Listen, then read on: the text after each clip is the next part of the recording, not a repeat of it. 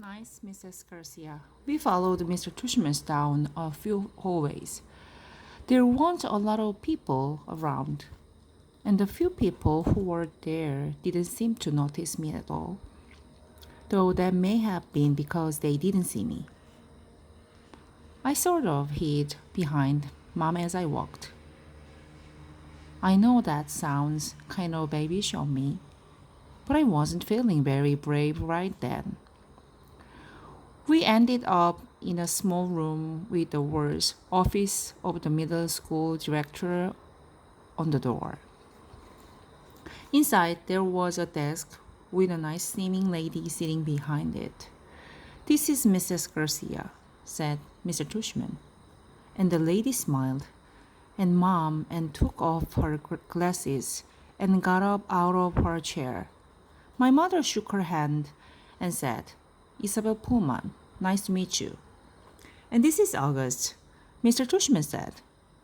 Mom kind of stepped to the side a bit, so I would move forward.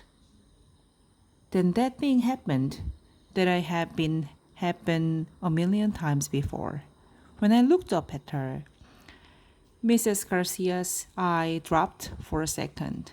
It was so fast no one else would have noticed, since the rest of her face stayed exactly the same. She was smiling a really shiny smile. "Such a pleasure to meet you, August," she said, holding out her hand for me to shake. "Hi," I said quietly, giving her my hand, but I didn't want to look at her face, so I kept staring at her glasses, which hung from a chain around her neck. "Wow, what a firm grip," said Mrs. Garcia. Her hand was really warm. "The kid's got a killer handshake," Mr. Tushman agreed, and everyone laughed above my head. "You can call me Mrs. G," Mrs. Garcia said. I think she was talking to me, but I was looking at all the stuff on her desk now. "That's what everyone calls me, Mrs. G. I forgot my combination. Mrs. G, I need a late pass. Mrs. G, I want to change my elective." Mrs. G's actually the one who runs the place, and Mr. Tushman, which again made all the grown-up laugh. "I'm here every morning by 7:30, Mrs. Garcia continued, still looking at me while I stared at her brown sandals with small purple flowers on the buckles.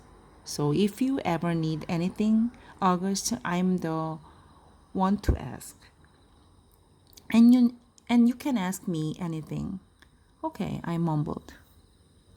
"Oh, look at the cute baby," Mom said, pointing to one of the photographs on Mr. Garcia's bulletin board. "Is he yours?"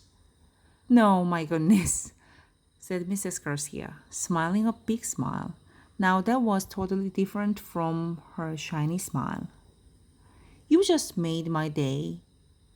He's my grandson." "What a cute," said Mom, shaking her head. "How old?"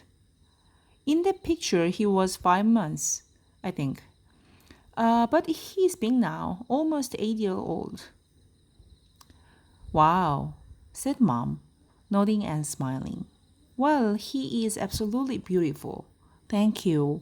And Mrs. Garcia nodding like she was about to say something else about her grandson.